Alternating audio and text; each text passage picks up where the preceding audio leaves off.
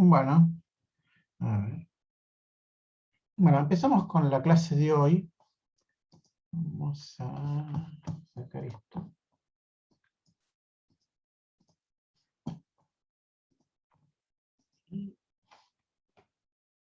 No, no quería hacer eso. Bueno, en realidad sí. Hoy vamos a ver las diferencias que hay entre Fortran 77 y lo que es Fortran 9095. Yo me voy a hacer un apunte que ya existe, porque está bueno.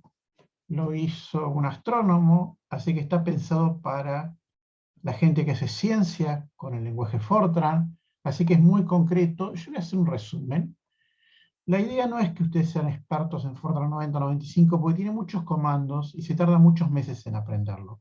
Lo que yo quiero que ustedes saquen de esta clase es una idea de las mejoras que tiene, así si en algún momento lo tienen que usar, puedan usarlo rápidamente, leyendo en un rato un par de cosas, ya se van a dar cuenta de cómo funciona.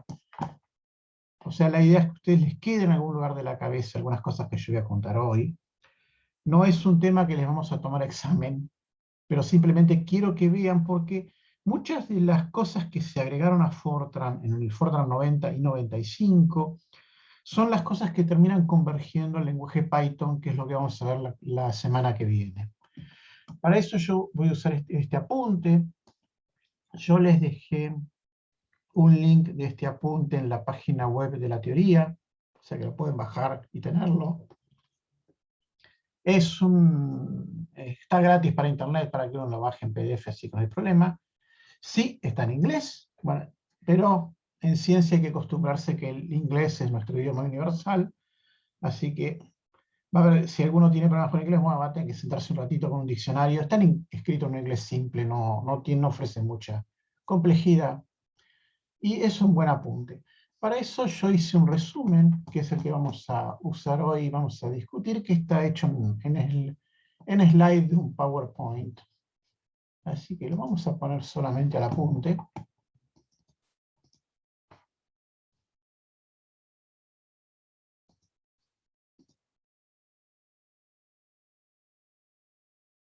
Ahí está. El apunte, y bueno, si no es necesario que copien el link, está en la página web que ya les conté. Normalmente es Fortran 90/95, porque básicamente el 95 fue arreglos de 90 que no estaban bien, que se hicieron muy rápido. Les recuerdo que estos números de acá son los años en los cuales se tomó las decisiones para que el lenguaje que sigue tenga nuevos comandos. Eso significa que no es del año 90, sino que en el año 90 se tomó la decisión. Recién esas decisiones se pudieron implementar en un compilador. Muchos años después, ese compilador después hubo que testearlo durante mucho tiempo. Así que el Fortran 90 apareció en la década del 2000. No es que en el 90 ya estaba, no. Igual que el 77 apareció hacia finales de los 80. No es que la gente se reúne, inventa algo y el otro día está funcionando. No, pasa un tiempo bastante largo incluso. Vamos a hacer un resumen de lo bueno que tiene el Fortran 77, que la primera de todas es que lo puedo correr en cualquier lado. En todos los sistemas operativos uno puede poner un Fortran gratis. Si uno tiene necesidades de un Fortran de muy alta performance y tiene presupuesto, puede comprar un compilador comercial que es todavía mejor, porque bueno, se le paga a la gente para que lo mejore. O sea, hay muchas maneras de correr Fortran en todo tipo de computadoras. Y los compiladores comerciales obviamente son mucho más buenos, son caros porque se usan en niveles de producción. O sea, la gente lo compra porque lo que produce tiene algún interés económico o científico muy fuerte, entonces hay presupuesto para comprarlo. Por ejemplo, nosotros no lo estamos comprando, pero estuvimos usando el GFortran, que es un Fortran gratis, que anda muy bien. Salvo dos o tres cositas que yo les comenté, por ejemplo, no inicializa las variables con un cero adentro, pero para el 99% de las cosas anda bastante bien. Bueno, en uso científico de ingeniería es uno de los lenguajes más usados. Se aprende rápido, aunque a ustedes probablemente les está costando un poquito, pero en 1 o 2 meses uno lo sale andando con la mayoría de los comandos de Fortran bien. Es un lenguaje relativamente claro, no completamente claro. En realidad todos los lenguajes de computación en algún momento se ponen un poco oscuros a veces cuando las sentencias son muy complicadas, Pero es un lenguaje que si uno escribe ordenado, con claridad, no haciendo mucho desastre y dejando espacios, poniendo comentarios, uno puede hacer un programa que sea muy claro para entender para uno años después o para que un colega de uno que trabaja, un socio de uno que trabaja que uno está trabajando en un proyecto en común lo pueda leer fácilmente. La sintaxis, o sea, cómo se escribe la gramática, el lenguaje es muy estricto. Se empieza a escribir acá, se termina acá, tengo tal cosa para bajar del renglón, los do se escriben de esta manera y no de otra. Esa es una sintaxis bastante buena en el sentido que las cosas se escriben de una sola manera y fácil de entender. Vamos a ver que esto en el presente no es tan real con Python. Python hay muchas maneras de escribir lo mismo y eso trae un problema porque uno se acostumbra de una manera y después tiene que leer un programa que escribieron de otra y a uno le cuesta un rato darse cuenta. Tiene manejo de números complejos, que en ciencia se usan muchísimo, pero no todos los lenguajes manejan números complejos. Por ejemplo, lenguajes como el C, que usan los ingenieros, no lo hace. Y básicamente Fortran y Python, hasta donde yo entiendo, son los que lo hacen muy bien y lo hacen fácil. Y bueno, lo que yo les contaba, tenemos mucho desarrollo de compiladores y algo que yo hablé muy poquito, que es optimizadores. ¿Qué es optimizador? Es como una especie de compilador mucho más desarrollado, en el cual el compilador revisa el código que uno le dio para compilar y hace cambios. Pero le hace cambios para mejor. Por ejemplo, si uno pone un do dentro de otro que en realidad no están muy relacionados, bueno, el compilador se da cuenta y hace cosas para que eso funcione más rápido. Por ejemplo, en el GFortran, que es el que yo estoy usando, hay una orden que es más O mayúscula que saca un montón de cosas para buscar errores. Si el programa uno ya sabe que anda, lo puede poner. Y la versión que le queda funciona mucho más rápido. Y de ese más O mayúscula hay versión, uno puede ponerle un 1 y hace más cosas, puede ponerle un 2 y hace más cosas. En los compiladores comerciales uno puede poner un 3 y un 4 que todavía hacen más cosas. Entonces, cuando uno tiene un programa que funciona y lo va a usar muchas veces para cálculos muy largos, es muy bueno, si uno está muy seguro que el programa anda bien, al compilador decirle que optimice, o sea, que mejore la calidad de mi código. Y se consiguen performances bastante mejores. O sea, eso es algo que no lo vemos mucho en la cursada, porque ustedes recién están empezando, pero al compilador se le puede decir, mejorame el resultado de lo que yo escribí. Y muchas veces lo hacen muy bien. Ahora, con un programa que no lo testeó mucho, no lo recomendaría hacer, porque a veces lo pueden hacer mal también. El Fortran, por todas las razones que vi, es muy bueno para proyectos en colaboración, que un colega de uno haga un pedazo, otro hace el otro. Y después, como yo les mostré, hay libros y cosas, mucha bibliografía con subrutinas que yo puedo bajarme de internet, de cosas que están hechas, están recontraprobadas. Entonces yo tengo que hacer un cálculo muy largo que se divide en un montón de pequeños cálculos de otras cosas. Bueno, ya tengo esos pequeños cálculos, seguro ya están hechos en ningún otro lado. No tengo que inventar la pólvora desde la nada. Yo empiezo a trabajar y de esa manera, buscando cosas ya hechas o sacándolas de lugares donde están muy testeadas, yo puedo trabajar más rápido y dedicarme al problema que a mí me interesa, o sea, a lo cual el cual yo quiero resolver. Y todo lo que sea inversión de matrices, haciéndole cosas a los vectores, ya está, todo eso ya está hecho. Cosas de análisis matemático, incluso derivadas numéricas, o sea, yo no te voy a tener la función analítica, pero yo puedo dar una función que le doy cómo se calcula y el programa puede aproximarme las derivadas o las integrales. Entonces, hay mucho trabajo ya hecho que me ayuda. Pero tiene problemas. Muchos de estos problemas ya no los vimos en la cursada, porque los compiladores los corrigieron y, si bien en la definición estándar estaban, en este momento no están más. Se desaparecieron, por ejemplo, variables hasta 6 caracteres. Yo nunca dije nada, porque hemos puesto variables con más de 6 caracteres y funcionan bien. Esto era en las primeras versiones de Fortran 77, siguiendo las reglas que se hicieron en el año 77, bueno, eran hasta 6 caracteres. Los nombres de nuestras variables tienen mucho más de 6 y no ha habido problema. Esto sí es cierto, estamos escribiendo en la columna 6, paramos en la 72, hay una zona donde yo tengo que poner indicaciones de qué trata, por ejemplo, si es la sentencia que le puse nombre 100, 99. Toda esta parte viene de cosas fósiles que quedaran de otras épocas, y eso es cierto, esas son cosas viejas que tiene el Fortran 77. Algún modo de programación confusos aún sobreviven. Por ejemplo, hubo una clase de if que en la cursada no dimos porque nadie lo usa, porque crea una situación muy complicada de manejar. Sí, esos modos todavía existen, y ese es un problema, aunque la gente trata de no hacerlos. Por ejemplo, en cierta época la sentencia goto, pegando saltos de una sentencia de un lugar a otro del programa, hacía que el programa sea muy difícil de leer para otra gente, y hay gente que lo hacía muy mal, y hacía programas que no los podía leer salvo el que lo creó. Y para resolver todos estos problemas, los compiladores comerciales agregaban comandos, que no eran estándar. O sea, si yo usaba ese compilador de la marca tal, después yo quería sacar mi código y compilarlo con otro, pero resulta que he usado algún comando que lo había agregado el que hizo ese compilador, no está en Fortran 77. Y eso reducía mi capacidad de llevarlo de un lugar a otro. Si yo trabajo acá en el observatorio y consigo un cargo mejor en otro observatorio, bueno, me llevo todo lo que estoy haciendo, obviamente. Y si no lo puedo recompilar en otro lado, ese era un problema, porque tenía que sentarme a arreglarlo todo y perdía tiempo.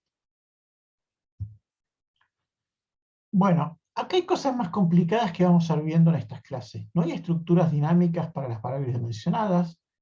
Eso vamos a ver qué es, pero se los adelanto un poquito. Si yo tengo un vector de 100 elementos, en muchos lenguajes modernos, esa idea de que tengo 100 elementos y no 99 está pegada al vector. Entonces yo puedo preguntarle al vector qué tamaño tiene. O sea, no tengo que acordarme en una variable n que yo arrastro por todo mi programa cuánto tamaño tenía ese vector. Simplemente el propio vector lo sabe y yo puedo preguntarle al vector. Eso es la idea de las estructuras dinámicas, que en Fortran 77 no está. Si yo definía un vector de 97 elementos, bueno, tenía que acordarme durante todo el programa para poner los do's, que los do's iban de 1 a 97, o una variable que adentro lo tenía metido al 97. En lenguajes con estructuras dinámicas, yo puedo decirle al do, haceme esto a ese vector. Total, el vector sabe qué cantidad de tamaño tiene. No tengo el final del do, o sea, el tamaño que tiene el vector, él lo sabe. No tengo que arrastrarlo. Lo mismo pasa con cosas que yo envío a las subrutinas. O sea, si yo mando una matriz a la subrutina, tengo que mandarle cuántos elementos de la matriz tiene. Yo, en situaciones donde hay lo que se llama programación orientada a objetos, como mi propia matriz sabe su tamaño, yo con mandarle la matriz a la subrutina, los dos de la subrutina los armo de tal manera que lean el tamaño que dice que tiene la propia matriz. O sea, me ahorro de tener que pensar. Y me ahorro también de que un día, por ejemplo, tengo una matriz de 10 por 10 y otro día tengo una de 99 por 99. Entonces, mi programa se adapta solo porque siempre está escrito con la matriz su tamaño. Esto lo vamos a ver en la clase que viene, donde yo voy a contar un poquito de programación, lo que se llama programación orientada a objetos, donde uno arma cosas donde se guardan los valores, o sea, variables donde guardo los valores, pero a su vez puedo guardar lo que se llaman atributos de esas variables. O sea, si tengo una matriz, bueno, como atributos de esa matriz puedo pegarle al objeto el tamaño y puedo hacer que distintas partes del programa lo lean, sus rutinas, funciones y así. Y después las estructuras de control, que son las estructuras de control, los do, los if, los do while, son pobres, o sea, no hay muchas. En realidad no es que sean pobres. Esto es una traducción muy textual del inglés. En realidad tendría que haber puesto acá, son pocas, no hay mucha variedad. En realidad son pobres en variedad, eso es lo que tendría que haber puesto en esta transparencia. ¿Qué se mejoró en Fortran 90-95 para arreglar lo que conté recién? Bueno, puedo escribir órdenes desde la primera columna hasta la 132. O sea, antes yo escribía de las 7 a las 72, ahora puedo escribir de la 1 a 132, o sea, puedo poner órdenes muy largas sin tener que decir mucho.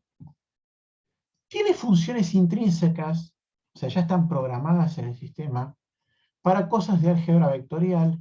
Vamos a ver algunas hoy, que significa que sabe hacer cosas con vectores el Fortran. Así como el Fortran 77 sabía usar trigonometría, sabía sacar raíces cuadradas, el Fortran 9095 sabe hacerle cosas a los vectores. Y vamos a ver qué cosas son. Hay un manejo de la memoria en forma dinámica. ¿Qué significa esto en forma dinámica? Si yo construyo un microprograma Fortran, un vector de 100 elementos, y yo intento escribir el 101, bueno, el sistema va a decir, no, vos definiste 100, no hay 101, y me va a dar error. En Fortran 9095 hay una manera de definir vectores y matrices en los cuales yo en algún momento del programa les voy a dar el tamaño. Pero no se lo tengo que dar de entrada. De entrada digo, pues tengo un vector que no sé cuántos elementos va a ser. Y en mitad del programa, a partir de cálculos que hice, necesito que este vector guarde 563 elementos. Entonces yo en ese momento le digo al sistema que cree realmente el vector con ese tamaño. Hasta ese momento el vector estaba como en un limbo que no se sabía el tamaño. Estaba en el sistema, yo lo había definido como, por ejemplo, un vector real por 4 de un tamaño indeterminado, pero existía. Pero en ningún momento le había dicho qué tamaño tenía hasta el momento que lo tuve que usar. Hay una cosa que se llama módulos, donde las subrutinas tienen sus propias funciones internas, que yo las puedo agregar. Hay mejores estructuras de control. Se agregan estos comandos, select case, seal, y exit, que vamos a ver ahora qué cosas hay. Las funciones son recursivas, ¿se acuerdan que yo tenía subrutinas y funciones recursivas en Fortran 77, pero a veces en algunos Fortran 77 no querían andar? Y tengo nombres de procedimientos que ahora vamos a ver qué es eso. Entonces vamos a ver algunos comandos del Fortran 90. Los comentarios ahora empiezan con el signo de admiración, aunque en Fortran 77 ya estamos poniendo comentarios con signo de admiración. Entonces yo podría tener una llamada a una función que diga acá, y de acá en adelante, como tengo una admiración, esto es un comentario. Este uso de la admiración como comentario, esta es una cosa que les cuento yo. En lo personal pienso que fue una muy mala idea, porque en casi todos los lenguajes la admiración significa negación. Los únicos dos lenguajes que yo conozco que usan admiración para los comentarios es el Fortran 9095 y los que siguen, y dentro de ciertos comentarios que tienen el lenguaje HTML que se usa para hacer páginas web, también está la admiración, pero está con otros comandos, no solamente la admiración sola. Si yo pongo un ampersand al final de una línea, continúa el renglón que sigue, no tengo que decir nada más. O sea, si llego a la 132, pongo el ampersand, que es este simbolito raro, y mi comando sigue en la línea de abajo, sin problema. Si encuentro otro ampersand, sigue en la tercera línea, y así, todas las líneas que necesite. Puedo hacer algunas cosas medias confusas, como poner una orden en un renglón, y decir, pongo la que sigue también, y pongo la que sigue también. En vez de usar 3 renglones, usé uno, otro y otro, todo en un solo renglón. Y las comillas se pueden usar en vez de las comitas que usamos para indicar que empieza y termina un texto. O sea, son indistintas. Puedo usar comillas o comitas. Ese no es un agregado muy importante, pero muchos otros lenguajes usaban comillas, se lo agregaron. Bueno, cosas que uno ya puede usar. Se pueden escribir las variables hasta 32 caracteres en su nombre. Existe la orden implicit none, que a mí mucho nunca me convenció, que implicit none es que de ahí en adelante yo tengo que definir todas las variables. Lo único que hace el implicit none en un programa cortito sirve para encontrar fácilmente errores, pero en un programa largo es un dolor de cabeza si uno tiene miles de variables y tiene que definirlas todas una por una. El implicit none suele ser una muy mala idea.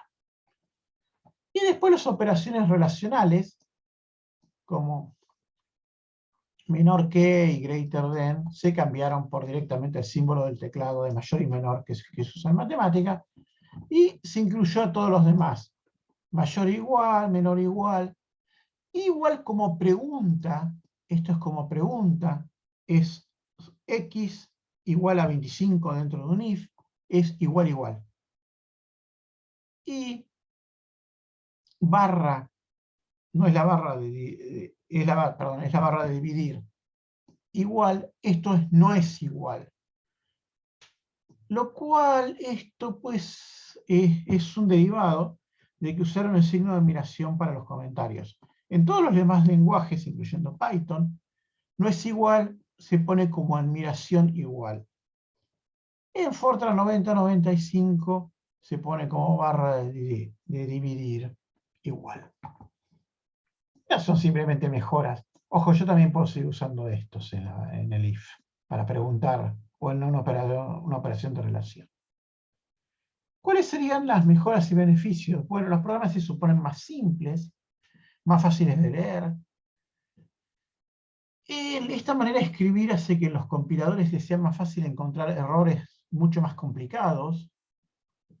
Igual ya hemos visto que los compiladores encuentran errores a veces bastante bien y a veces bastante mal. A veces los programas se compilan y tienen errores groseros. Pero bueno, los compiladores más o menos siempre ayudan a encontrar errores. Y esto sí es muy importante. Hay un soporte de programación en paralelo. Si uno tiene una computadora muy poderosa que tenga muchas CPUs, esas CPUs adentro tienen muchos cores, y esos cores adentro tienen, por ejemplo, 2 procesadores matemáticos, yo puedo en Fortran 90 muy fácilmente indicar tal cosa, hacerla en paralelo. Entonces, para muchos cálculos terriblemente pesados, esto es muy útil, porque ¿se acuerdan que yo les comentaba que programar en paralelo es como que uno tiene que hacer un arreglo con el albañil en la casa, y si tiene un albañil tarda tanto, pero si tiene dos, uno va arreglando una cosa y otro va haciendo otra, se tarda muchas veces menos, y eso lo hace muy útil. Por ejemplo, en nuestra facultad, los geofísicos de muchas áreas trabajan con muchos problemas que tienen paralelismo, y el Fortran 9095 les sirve mucho por esa razón. Y una de las cosas interesantes y muy buena, que el Fortran 90, el Fortran 77 no desapareció. Los compiladores de Fortran 90 pueden compilar Fortran 77, aunque alguno de ellos da alguna indicación de que algún cambio pequeño van a pedir que se haga en el programa. Por ejemplo, yo en la cursada estoy usando el GFortran, que el GFortran es un compilador de Fortran 77, 90 y 95, y no hay que decirle nada. Incluso yo no lo hice, pero a veces he mezclado comandos de Fortran 90 con 77 en el GFortran, y los entendió a ambos sin ningún problema. Bueno, hay las revisiones que siguen, que es la revisión de 2003, de la cual hay compiladores ya, yo he visto muy pocos, y la revisión del 2008, que yo todavía no vi ningún compilador, pero tampoco lo busqué. ¿Por qué? Porque el Fortran 2003 y el 2008 ya se parecen tanto a Python que directamente uno aprende Python. No siguió con estos Fortran, porque básicamente convergieron en los mismos comandos. Así que para eso, si uno tiene mucho paralelismo y mucha programación objetos, que es por ejemplo cuando uno analiza datos, le puede pasar, le conviene Python y no un Fortran. El Fortran conviene cuando uno tiene un cálculo muy pesado, extremadamente largo, porque es muy rápido. O sea, el Fortran es un lenguaje de cálculo. Vamos a ver qué cosas son las importantes que se cambiaron.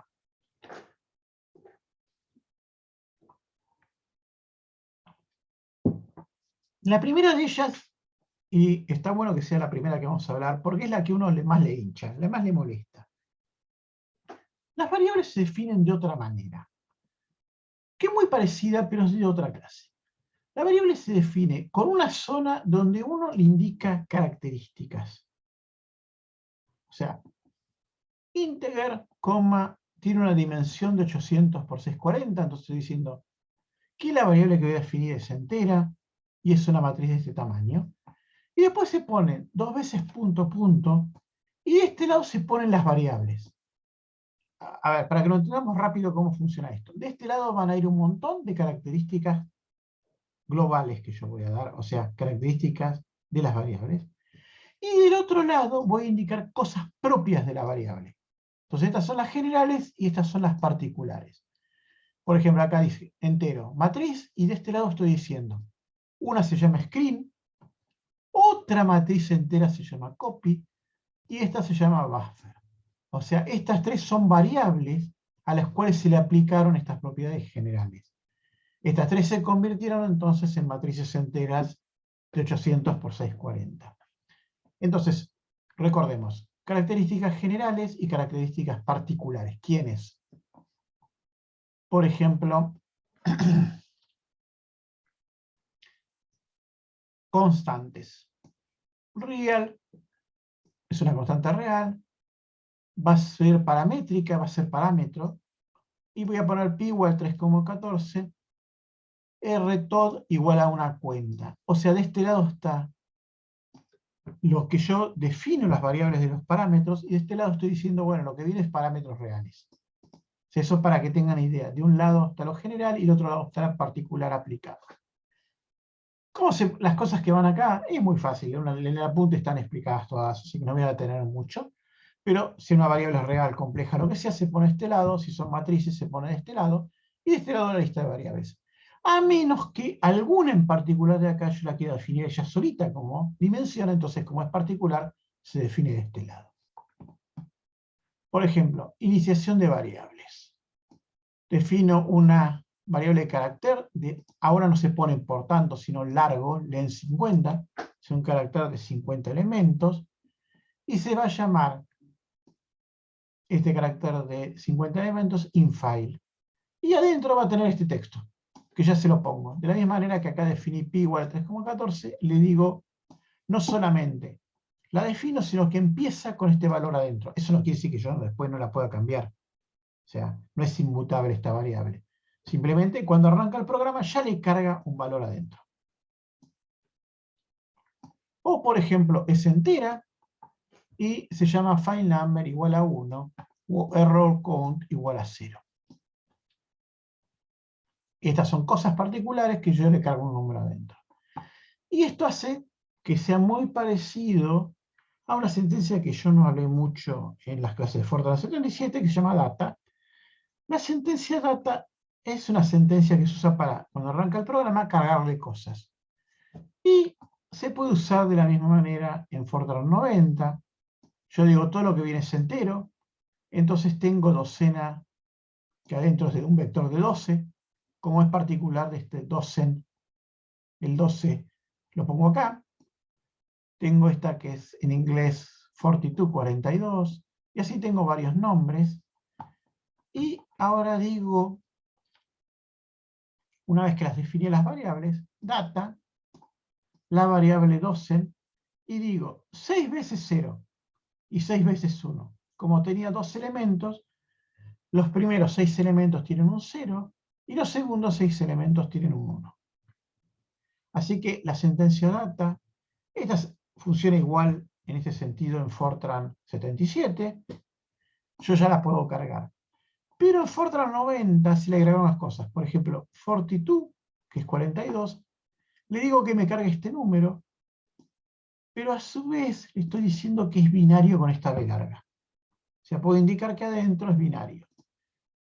Este número en binario, si yo lo paso a decimal, es 42, por eso en inglés la pusieron 42 a la orden. Paso, digo que el renglón siguiente está pegado, ¿se acuerdan que dije que un ampersand pegaba renglones? Y tengo 63 como octal, o sea, en base 8, un 77, que me da 63, o tengo la sentencia max byte, que adentro le cargo un FF, que es un hexadecimal, y la orden Z que le pongo delante avisa que es un hexadecimal. Uno difícilmente va a usar estas cosas, pero bueno, uno puede usar estas sentencias de inicialización, que son mucho más sofisticadas de las que tiene el data en el Fortran 77. Bueno, vamos a ver las estructuras de control que se agregaron. Yo les había dicho que las estructuras de control eran el do, el if, el do while, o sea, cosas que me controlan ciclos. Se agregó una que es la mezcla de case, una select. ¿Y qué hace esto? Bueno, esto es como un if bloque, donde yo pregunto una cosa y si pasó se hace algo, pregunto otra si pasó se hace algo, pero con digamos, con órdenes que se parecen más al lenguaje coloquial, al lenguaje que uno habla. Porque en este caso sería, si lo traduzco esto en español, caso, ¿qué dices caso? Y select es seleccionar. Entonces empiezo, select case. Esta es la orden que dispara todo. Y se lo aplico al número de día, a day number. Entonces fíjense que esto abre un bloque. Esto abre un bloque que va a terminar en el end select, de la misma manera que un bloque do terminaba en el end do. Entonces, si el caso es 1, 21, 31, o sea, es alguno de estos tres, o sea, yo estoy preguntando acá, sería como poner, si if number fuese 1, o fuese 21, o fuese 31, pasa esta orden, se le agrega esto. En suffix se guarda st. En el caso de que esto no sea ni 1, ni 21, ni 31, esto no se hace, o sea, esto de acá no se va a hacer, y se pasa al segundo caso. ¿Es un 2 o es un 22? Bueno, si pasa eso, se ejecuta esto. Obviamente, si pasa, ya las que siguen no se ejecutan y se termina acá atrás. Si eso no pasa, se hace otra pregunta. Si eso no pasa, se hace otra pregunta. Pero acá fíjense que la pregunta es diferente. Esto 4 a 20 es muy parecido como yo le conté que se cortan los textos. Entonces empieza en el número 4 y termina en el número 20. O sea, en este caso estoy diciendo, si está el número entre 4, de 4 a 20, por ejemplo, el 9 funcionaría, el 10 funcionaría, el 5 funcionaría, el 4 funcionaría, incluso el 20 funcionaría, funciona esto. Se agrega este th en sufix. Lo mismo en el intervalo de 20 a 24 a 30. Si estamos en este intervalo, se agrega esto. Y si esto pasa, bueno, ya se sigue acá. Si no pasó ninguno de esos, se pasó al caso default. O sea, al caso en que no sucedió ninguno de los otros. El equivalente absoluto del else que vimos en el bloque if. En ese caso se agrega esto. Y se escribe día inválido, porque esto está agregando los sufijos en inglés a un día del mes, por ejemplo. Entonces yo acá voy armando los casos y cuando algún caso sucede o se aplica el case default, mi programa sigue acá abajo y escribe esto. Fíjense que yo podría haber hecho esto tranquilamente con un bloque if, pero hubiera sido un poquito más trabajoso mi bloque if. Y fíjese en el write algo muy interesante, tengo una unidad lógica que es asterisco, eso funciona igual, y el formato directamente lo puse acá. No tuve que poner 100, por ejemplo, acá hay una sentencia que diga 100, format, lo que sea. Simplemente en este lugar puse los formatos de lo que voy a escribir. En este caso, day number es un número y suffix es un texto, por eso lleva formato A2. Y este, como es un número entero, lleva formato I, que es el de los números enteros.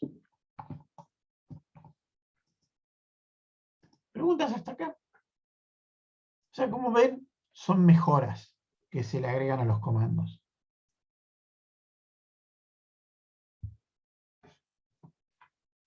A ver, ¿qué salgo de esto?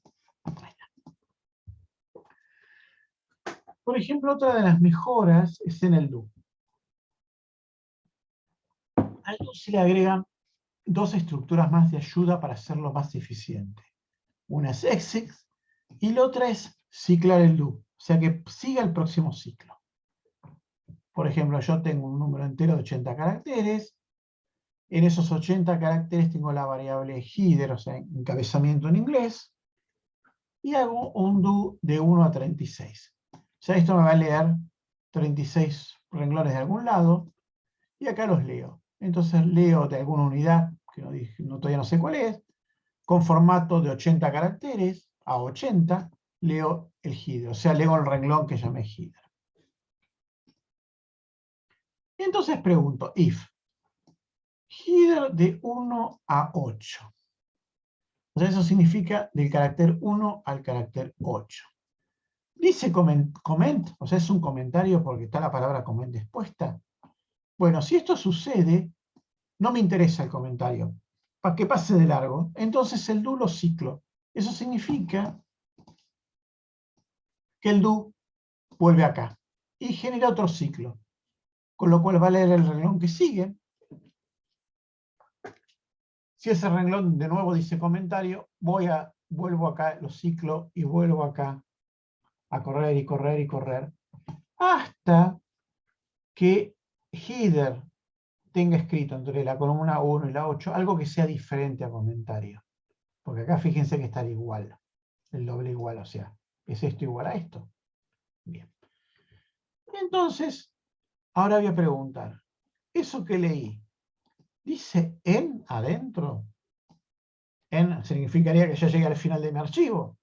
Entonces, ya no me interesa más este do, y le digo terminalo, exit. O sea, que pare el do de un saque.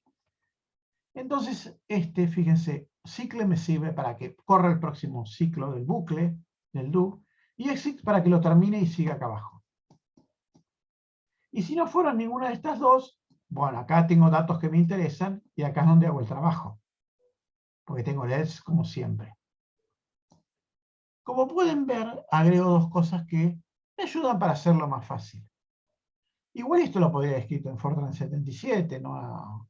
Pero sería un poco más trabajoso hacerlo. Simplemente esto es una ayuda para que me sea más fácil.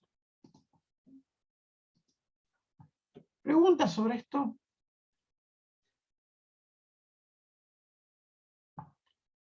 Parece que no. Bueno, seguimos entonces. Otra de las cosas que tenemos para usar es el do indefinido. ¿Cómo sería un do indefinido? Bueno, en Fortran 77 yo podría poner alguna variable igual true y después hacer un do while donde pregunto sobre esa variable, con lo cual esa variable va a ser siempre verdadera y el do queda trabado. En este caso vamos a hacer lo mismo, un do que queda trabado. Empieza acá y fíjense acá. Pero acá yo estoy diciendo, nada tiene un comienzo y un final, nada tiene una pregunta, simplemente esto corre al infinito. Obviamente, si yo pongo uno de estos, tengo que poner dentro de este do alguna manera de que algún momento pase algo y yo quiera que termine, porque si no, el programa lo tengo que matar desde afuera. Solo no va a terminar nunca. En este caso, fíjense que hay un read, de algún lado que yo voy a terminar, tengo un asterisco, y pregunto del read la variable iostat. ¿Se acuerdan que iostat iostat me daba un número en el cual me decía si hubo un error o no? Y ese número lo podía buscar en un manual y me dice cuál fue el error. Si iostat es 0, no hubo error, pero si iostat dice 99, tengo que ir a buscar qué error es el 99. Y ese número se va a guardar en esta variable status. Mientras tanto, leo la variable valor de este asterisco. Entonces pregunto, if, ¿es status diferente de 0? Bueno, si no hay error, status es 0, así que esto no corre. Entonces sumo en suma el valor y mi loop continúa. En algún momento, por ejemplo, en vez de leer un valor de un carácter, o mi archivo se acaba, o pasa algo y el archivo no está más. Entonces, mientras estoy trabado acá en este do, el status me va a dar diferente de 0. Con lo cual esto se va a activar y va a correr la sentencia que está acá a la derecha, que es terminar el do, exit. Entonces, ahí mi do termina ese ciclo y se sale corriendo con el programa. Obviamente, si esto no está, mi do sigue para infinito. Pero como en algún momento el lugar que yo estoy acabando se acaba, o entro algo que no es un carácter, por ejemplo, para que dé error, ya nada de esto sucede y mi programa continúa. Por ejemplo, yo podría haber puesto esto, entonces mi programa queda trabado, escribo 23, lee 23. Escribo 44, lee 44. Escribe 99, le escribo 99 de pantalla, lee 99. Y yo ya quiero que termine, ya escribí todos los números, y agarro y pongo la letra A. Entonces value va a leer, pero value no es una variable de carácter, es una variable que guarda números, me va a dar error porque yo puse la letra A que no es un número, y mi programa no va a morir, simplemente va a correr acá ejecutando los datos.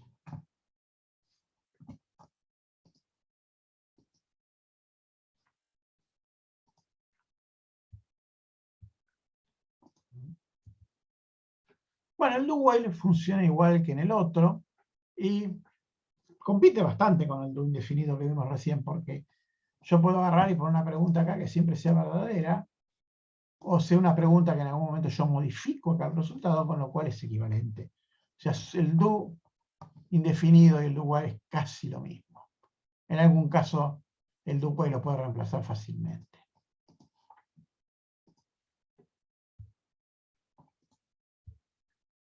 Bueno, se le puede poner nombre a los do. O sea, por ejemplo, en este programita, yo puedo llamarlo a este do, que está acá, que se llame outer.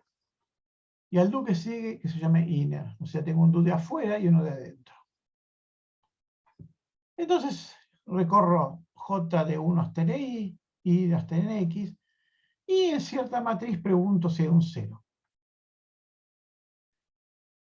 Fíjense que puedo hacer lo siguiente. Si esto de acá me da 0, se activa esta sentencia de acá y dice exit outer. O sea que si encuentro un 0, este do externo termina, con lo cual termina el programa corriendo acá afuera, porque le di exit al do. O sea, yo puedo correr esto, pero si en algún momento pasa esto, mi do termina instantáneamente. ¿Por qué? Porque voy a terminar el do de afuera. O sea, puedo hacer que este comando exit, y como yo le puse nombre a los do, le digo qué do terminar. Por ejemplo, si yo hubiera puesto exit inner, bueno, el que se acaba es este y corre el próximo J, porque el de afuera no terminó. Pero si mato al de afuera, también estoy matando al do de adentro.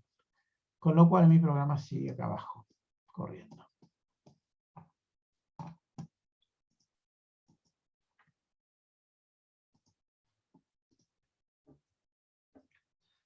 Bueno, y esto es algo un poco más complejo, que mi versión personal es que esto es un intento de hacer algo que recién salió bien cuando se hizo Python, y es lo siguiente: yo puedo tener una subrutina, y dentro de la subrutina construir una función que es interna a la subrutina. Para eso tengo que usar la palabra contains, y después que, digamos, contain actúa como un contenedor, donde yo defino una función en este caso. Entonces esta función que definí acá, vamos a ver el lapicito, que va de acá hasta acá, es interna a la subrutina. O sea, solamente puede ser utilizada por la subrutina, y yo le voy a decir, bueno, la función es real, se llama triángulo área, recibe A, B y C, y A, B y C le puedo decir que son reales y que también son variables que entran. Intent es para decir si sale o entra, y en este caso puse in, o sea, entra. También se puede poner out, que sale. Esto no es obligatorio, pero es una manera de indicarle al sistema que estas son cosas que entran. Obviamente en una función las cosas que uno pone acá entran, porque la función va a devolver el valor de su nombre como una variable. Por ejemplo, puedo decir que hay una variable real que se llama S, calculo la cuenta esta, le saco la raíz cuadrada de este valor de la cuenta y lo guardo en triangularia, y acá termina. O sea, este es un tipo de función muy particular que yo se la construyo para esta subrutina en particular.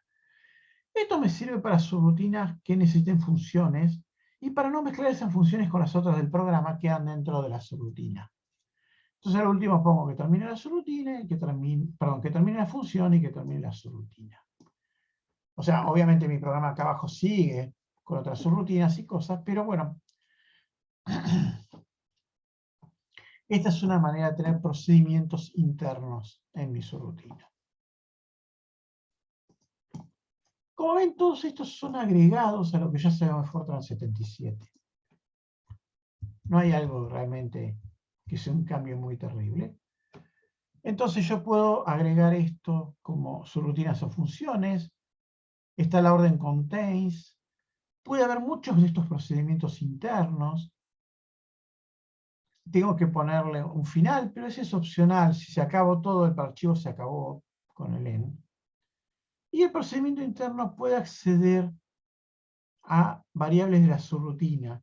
Pero las variables de la subrutina no acceden a variables internas del procedimiento. Por ejemplo, yo acá había definido una variable S.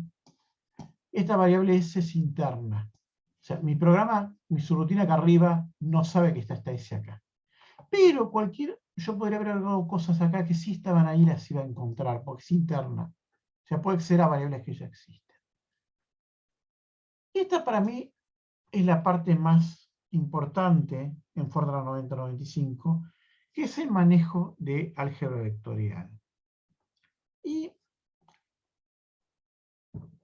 acá ya los vectores y matrices no se empieza tantos como vectores de álgebra que conocemos, como álgebra vectorial, sino en informática los definen como arreglos.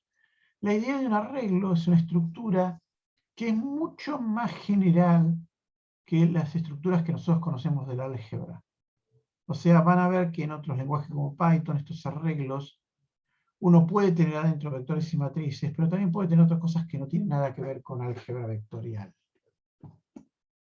Por ejemplo, yo puedo poner real y puedo definirme una especie de cubo rectangular de 3 por 4 por 5, una variable que es escalar y un vector que tenga 12.345 elementos. O sea, los puedo definir y usar. También puedo poner integer, que sean dimensionadas, y una lista de variables, o sea que estas tres variables heredan esta definición. Puedo decir lo que viene es integer, y es un vector de 3 elementos. Y acá ya le cargo valores iniciales. O sea que tipo un data, ya le cargo cómo arranca. Eso no quiere decir que estas cosas no puedan cambiar durante el programa. O como vimos antes, puedo definir algo que tenga un carácter de 3 dígitos, que sea parámetro, y que encima le cargo cosas adentro. Por ejemplo, day, del loop posición 0 a la 6. O sea, fíjense que acá cambié, no dije de la posición 1, sino de la 0. Hay muchos lenguajes de computación que el primer elemento es el 0, no es el 1, lo cual a nosotros que trabajamos con cosas de física nos trae muchos problemas porque es una fuente constante de errores. Nosotros estamos muy acostumbrados a que el primer elemento es el 1 y el 0 no es un primer elemento, pero bueno, se puede usar en Fortran 90 y decir, bueno, del 0 al 6. O sea, va a tener 7 elementos, bajo de renglón, y ahí le cargo directamente los días de la semana en inglés. Y acá pongo un comentario, que es un arreglo constante, porque agregué texto.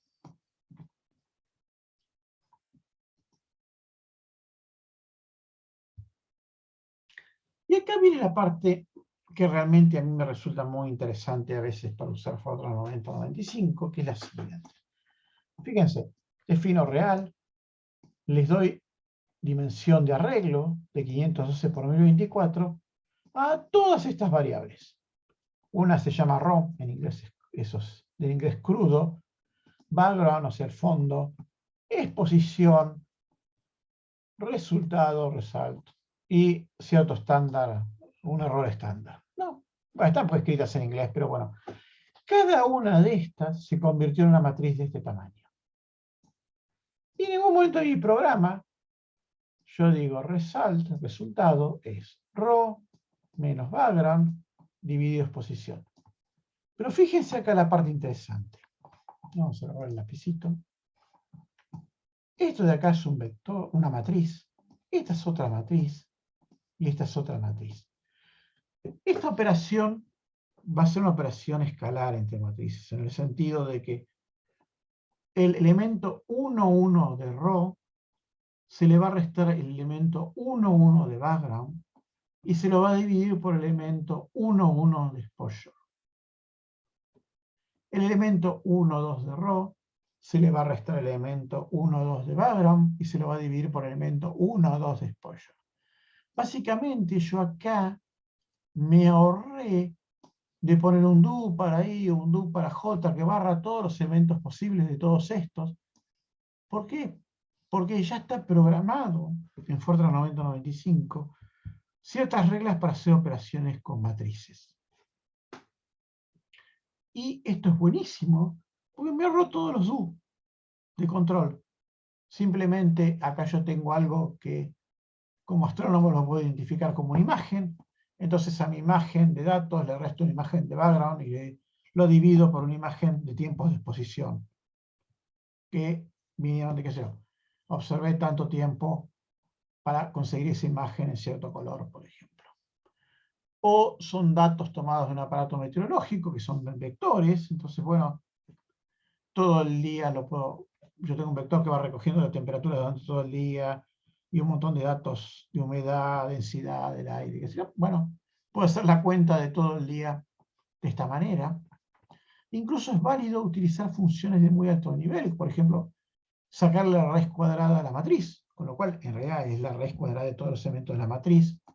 Eso lo divido por la exposición, lo divido por el número 10, y eso a su vez lo guardo en otra matriz que es estándar de error. Obviamente esto lo puedo hacer porque todas estas matrices tienen el mismo tamaño. Si las matrices no tuviesen el mismo tamaño, esto me daría error, porque de golpe se encuentra que un elemento no lo puede obtener de la matriz. Si row fuese más grande que background, yo no podía restarlas. O sea, ahí voy a tener un error. O, por ejemplo, puedo hacer algo muy simpático, que es borrar toda la matriz entera en un solo renglón. Si yo pongo estándar error igual a 0 y estándar error es una matriz, básicamente esto me llena de ceros todos los elementos de la matriz.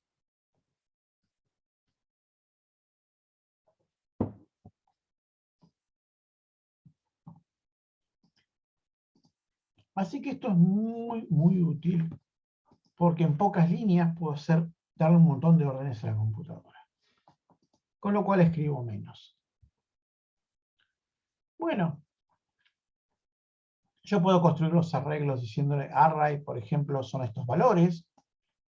151 lo que esté dentro de X, 258 lo que esté dentro de Y, 353. O directamente hacer un do implícito, decirle ramp es real de I empezando en 1 hasta 10, o sea, real de 1 es 1, real de 2 es 2, real de 3 es 3 y así. Porque estos son los valores que van cambiando en I, y esto es real de I. Y puedo hacer algo que es muy usado en Python, básicamente el comando en Python funciona muy parecido a este, que es, por ejemplo, definir una matriz entera, podría haber sido real, lo que sea, que se llama list de 2 por 3, y que se cargue este vector, pero reshape shape en inglés es la forma, el perfil, pero reshape es que se recambie el perfil a una matriz de 2 por 3 con estos números adentro.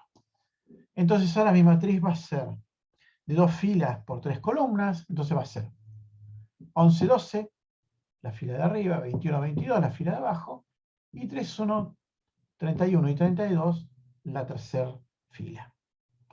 O sea, el comando reshape recambia la forma de lo que estoy dando, pero yo tengo que decirle que es de 2 por 3.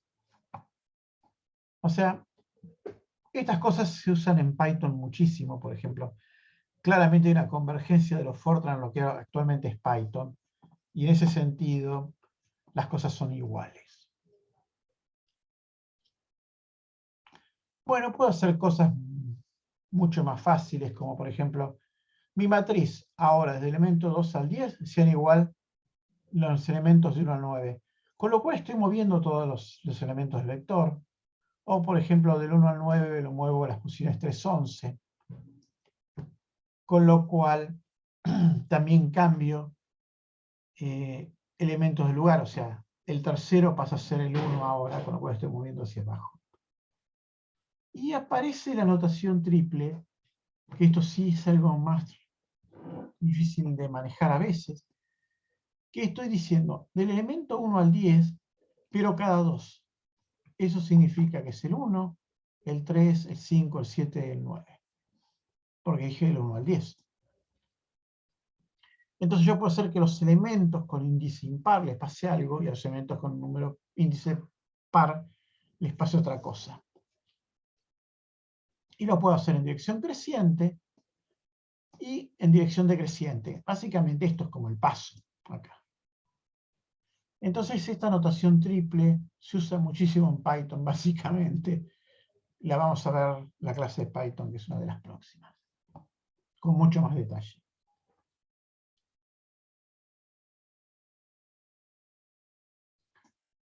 Y por ejemplo, yo puedo hacer un vector de índices.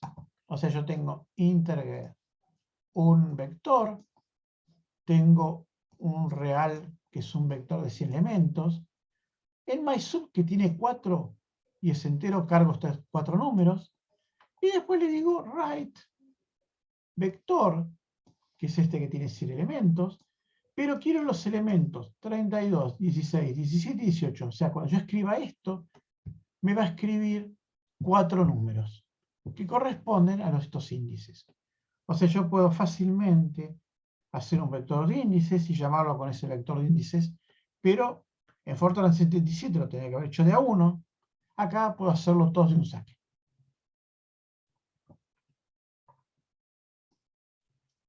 Y hay un montón de funciones intrínsecas para hacerle cosas a las matrices y a los vectores. Y, por ejemplo, puedo preguntar si todos los elementos son verdaderos con esta funcional, si es un vector lógico, si alguno es verdadero, si es un vector lógico, o sea, una matriz lógica, o sea, si son lógicos, tienen que decir adentro tienen verdaderos o falsos. Puedo contar los elementos que sean verdaderos en una variable lógica. Entonces el resultado, en vez de estos de acá me dan un resultado lógico, este me da un resultado entero, por eso está la i. ¿Qué es más? Bueno, a su vez yo puedo dar otra matriz que adentro tiene verdaderos y falsos y solamente voy a chequear los elementos que en la otra matriz tengan un verdadero. O sea, es como hacer una máscara de lo que yo quiero. Yo tengo la matriz que quiero testear. Pero a su vez quiero testear una parte de esa matriz, que puede ser cualquiera. Bueno, hago otra matriz con verdaderos y falsos que se superpone encima y solamente voy a testear los verdaderos. Y dim, ahora lo vamos a ver, si la quiero hacer entera o por filas o por columnas, si es una matriz. O si es un cubo, también hacia atrás, con, digamos, su fondo. Entonces puedo contar los que sean verdaderos en la máscara o todos. Estos obviamente son opcionales. Yo podría contar directamente en la máscara cuántos verdaderos o falsos hay. Lo mismo que en suma, puedo sumar la matriz con cierta, en filas o columnas, o toda, o con una máscara. Lo mismo puedo hacer el producto de sus elementos. Encontrar el valor máximo, encontrar el valor mínimo de una matriz. E incluso hacerle el dot product, el producto escalar, de, por ejemplo, dos vectores o dos matrices. En este caso serían dos vectores. Ese sería el producto escalar. Como pueden ver, tengo muchas más funciones preprogramadas en el área de manejar matrices y vectores.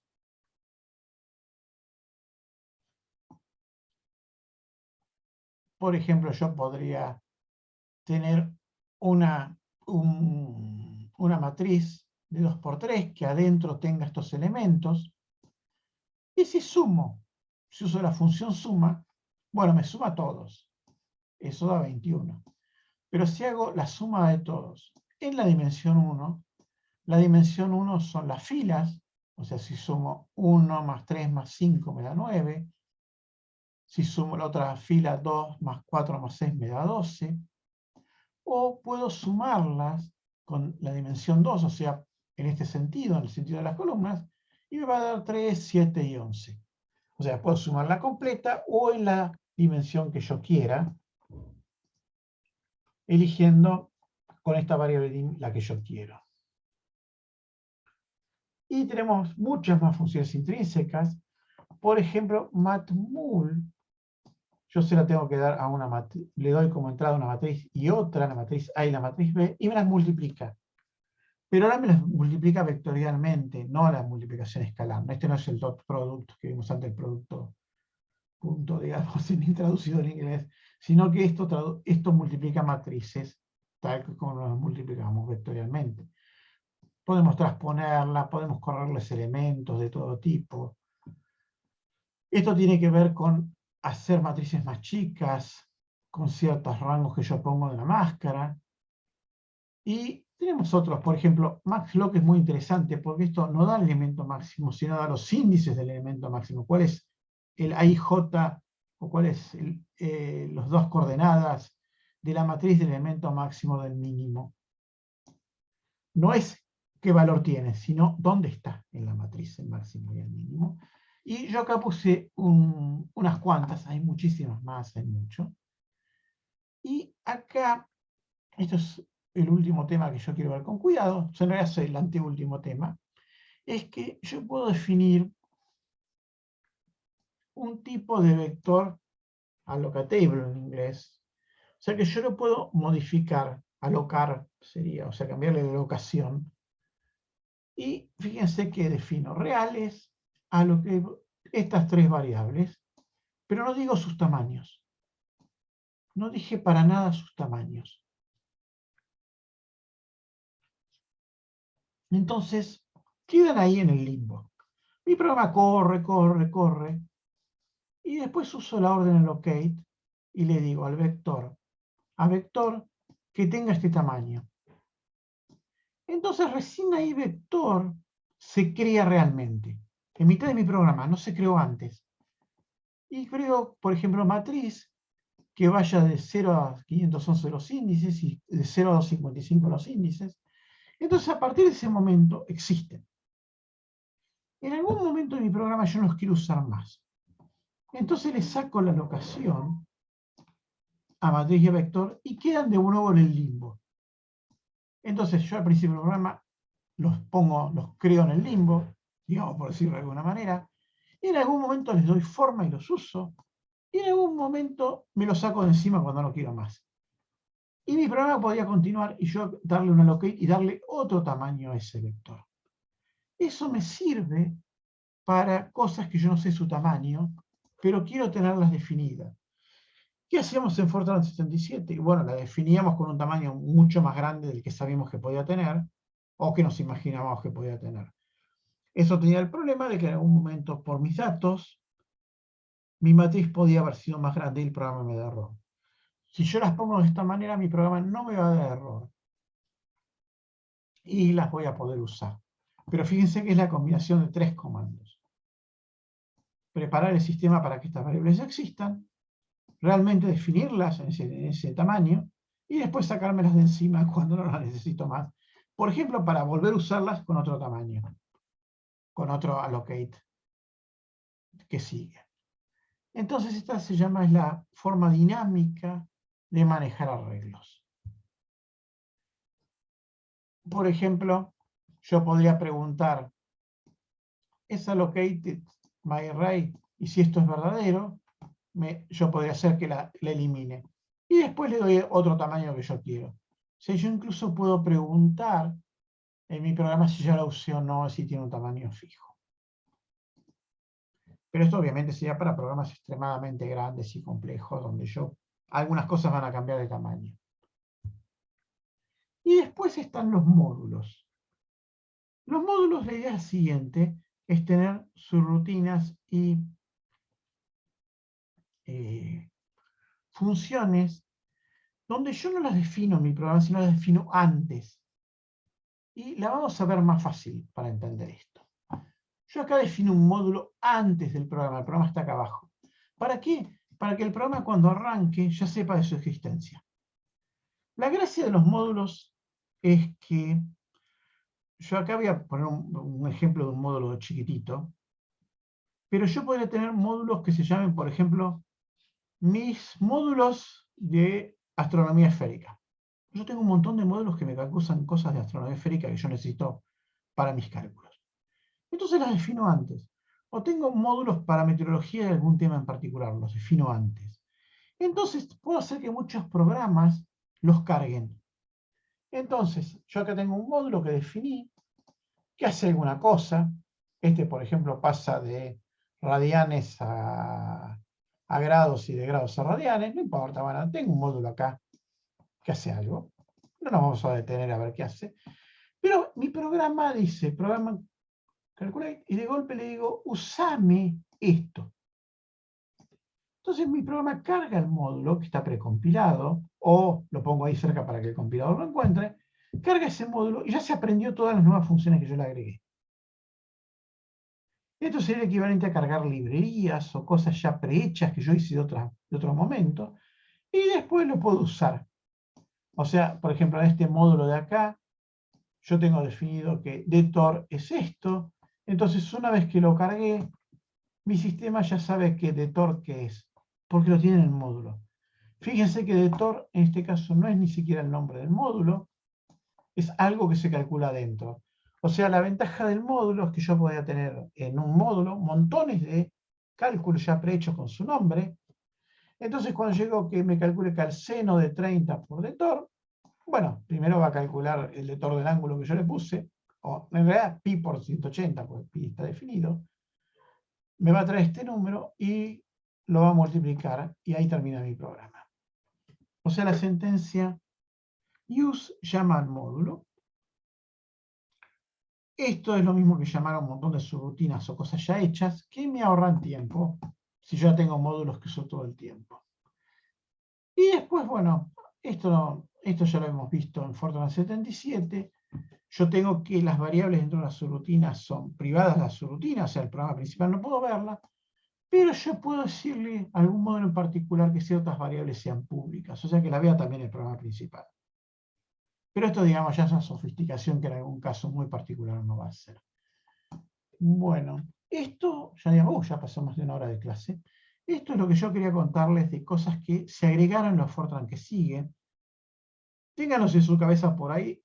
Si los tienen que usar, bueno, pueden buscarlas por internet o pueden guardarse el apunte que yo les dejo, que tiene mucho más detalle de lo que yo les estuve contando, y lo leen ahí cómo se usa. Muchas veces cuando uno tiene estas cosas que contamos hoy, es mucho mejor usar Python, pero la ventaja del Fortran es que Fortran sigue siendo un lenguaje compilado, y si mi programa va a tardar mucho, me conviene usarlo en Fortran. Acuérdense que Python es muy lindo, lo vamos a ver en las clases que sigue, se está usando mucho en todos los lenguajes científicos para analizar datos, pero en el momento de hacer cuentas extremadamente pesadas, no hay con qué darle al Fortran. Y muchos de estos comandos yo les estuve contando muchas veces, se parecen mucho a Python, con lo cual es bastante buena porque uno hace algo en Python y lo puede pasar muy fácilmente a Fortran 90-95, por los comandos tienen unas ideas muy similares de cómo se usan. Así que eso lo vamos a ver la clase que viene, que va a ser dentro de una semana, porque el lunes, les recuerdo, no voy a tener teoría porque tengo un problema que resolver familiar. ¿Preguntas hasta acá?